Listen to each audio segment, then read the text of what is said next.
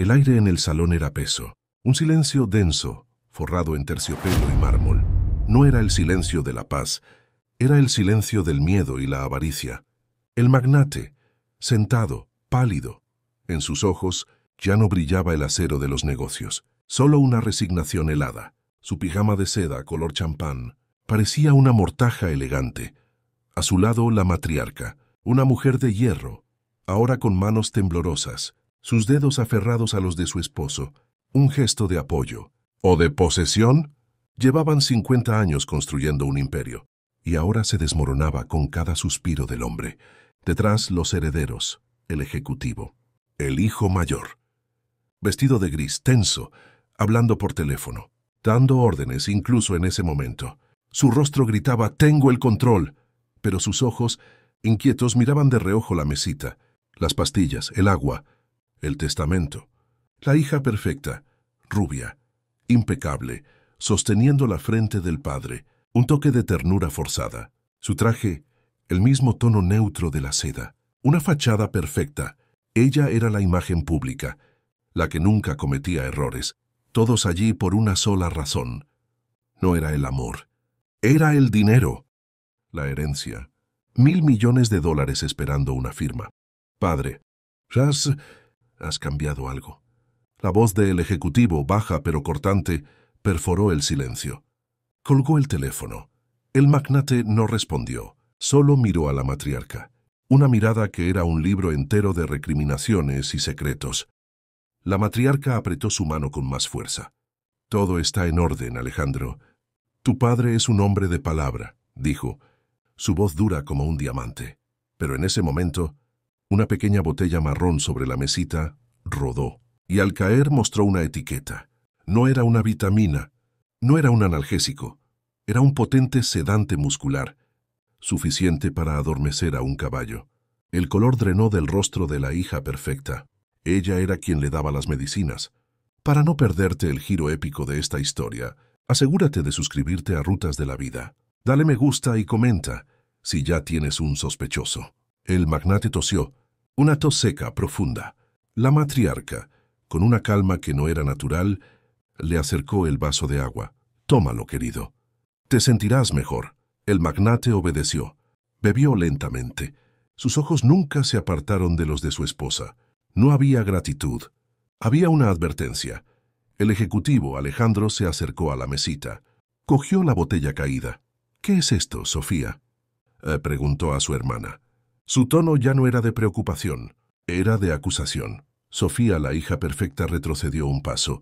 Es algo que el doctor le dio para ayudarle a dormir. La enfermedad le causa espasmos. ¿Espasmos?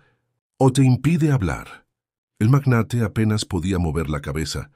Sus movimientos eran lentos, arrastrados. Alejandro, sin quitar la mirada de su hermana, leyó la etiqueta en voz baja.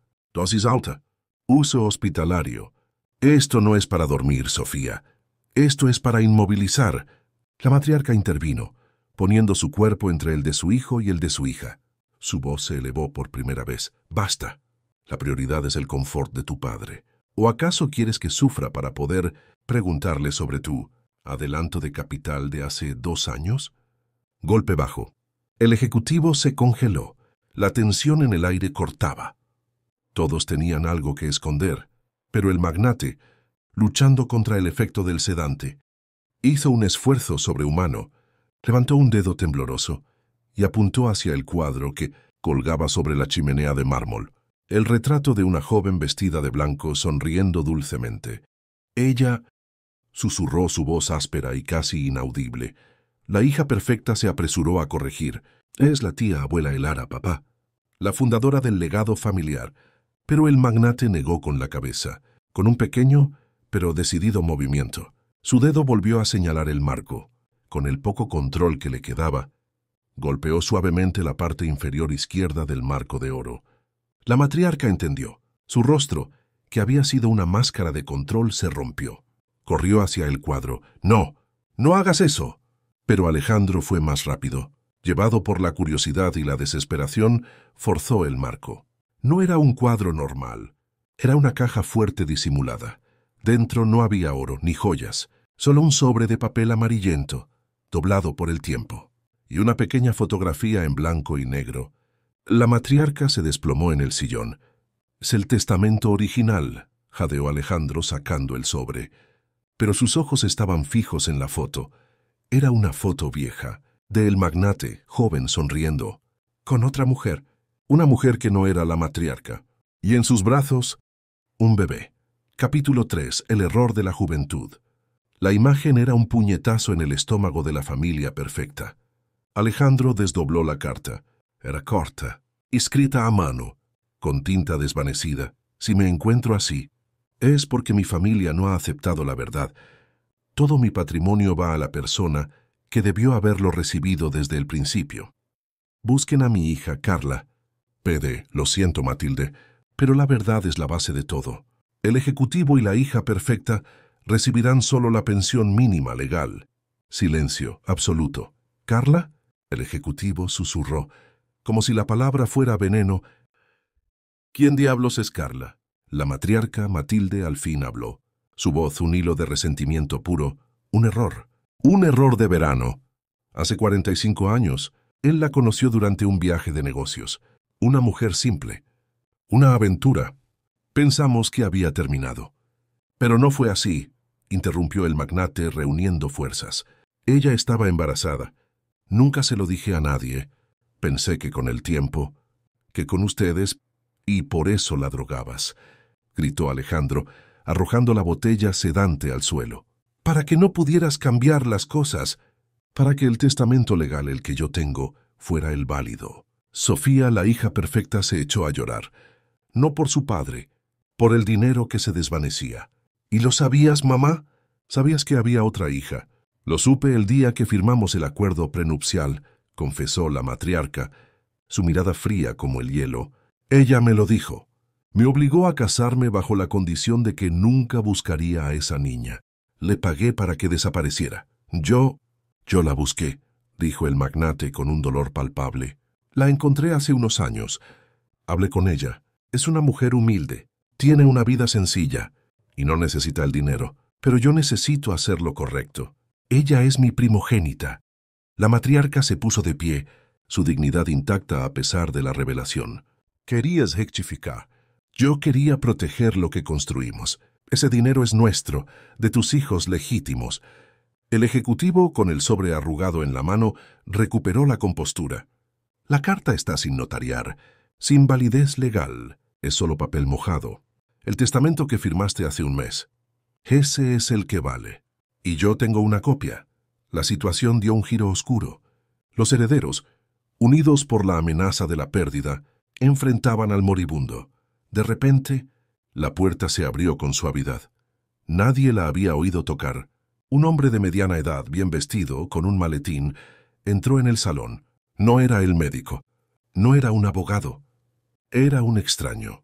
Buenas noches, dijo con una voz tranquila, sin inmutarse por el drama familiar. Siento irrumpir. Mi nombre es Gabriel. El ejecutivo se interpuso. ¿Quién es usted? Estamos en un asunto familiar privado. Salga de aquí. Gabriel sonrió. Una sonrisa cansada. Lo sé. Y su asunto familiar está a punto de ser muy público. El magnate. Él me llamó. Hace una semana abrió el maletín. Dentro no había documentos. Había una grabadora y un puñado de fotos de vigilancia. Soy un investigador privado, explicó Gabriel.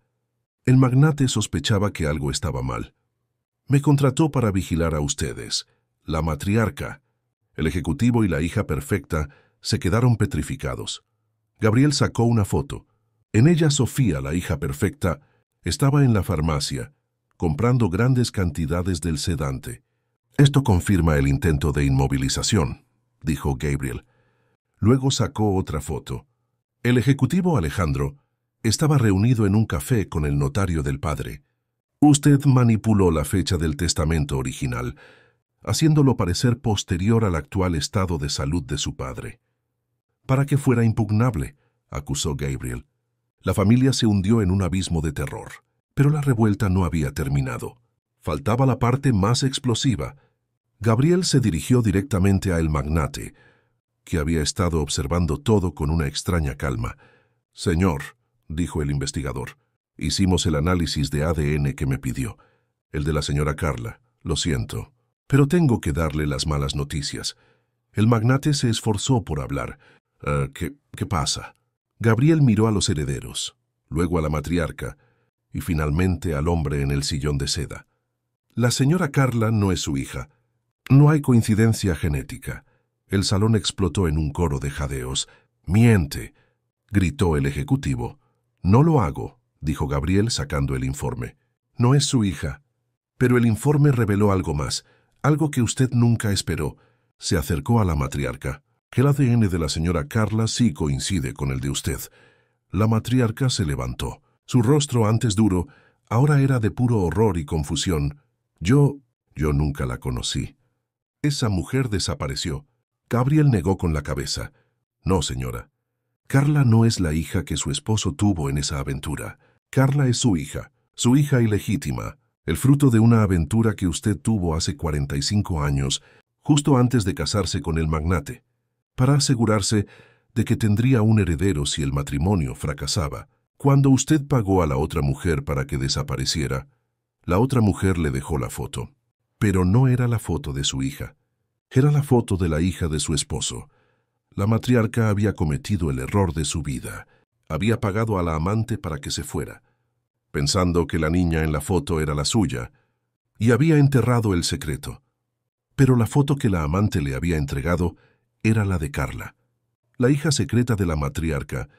La matriarca se había engañado a sí misma con la prueba de la infidelidad de su esposo.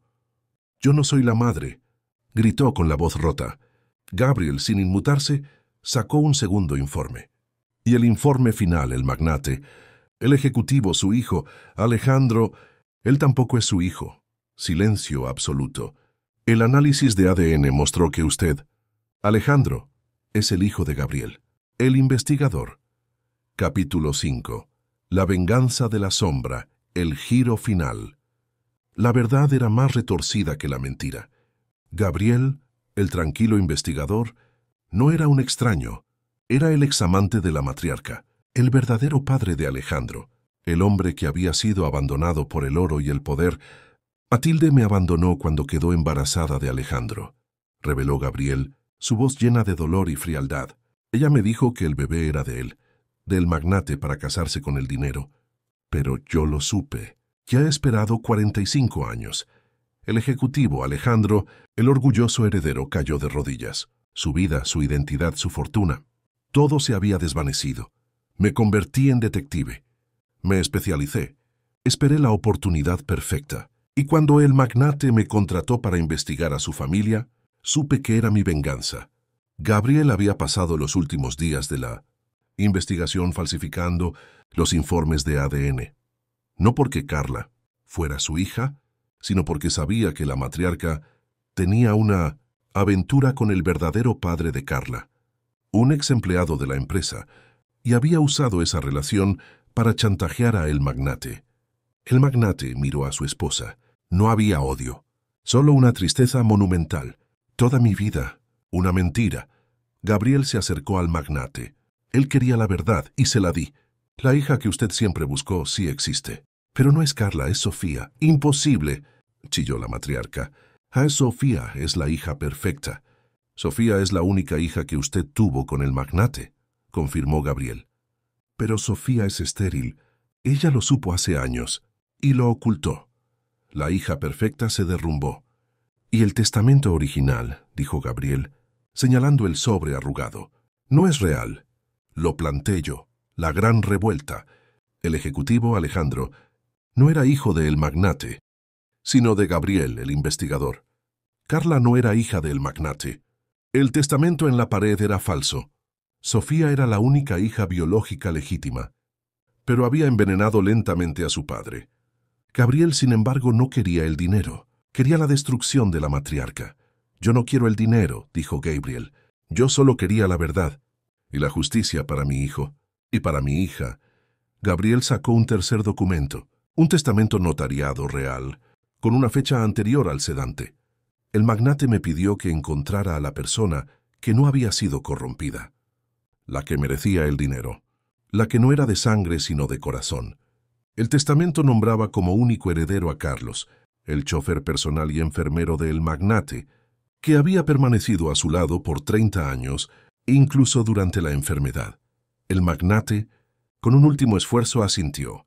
La lealtad es la única herencia que vale. El magnate cerró los ojos. Murió en paz. La matriarca, el ejecutivo y la hija perfecta se quedaron solos, despojados, destruidos. Gabriel se fue.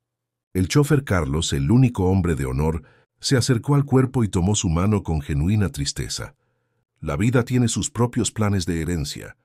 El ejecutivo y la hija perfecta lucharon en los tribunales, pero el testimonio del investigador Gabriel, con la verdad del ADN y la prueba del envenenamiento lento, que no mató, pero debilitó, fue suficiente.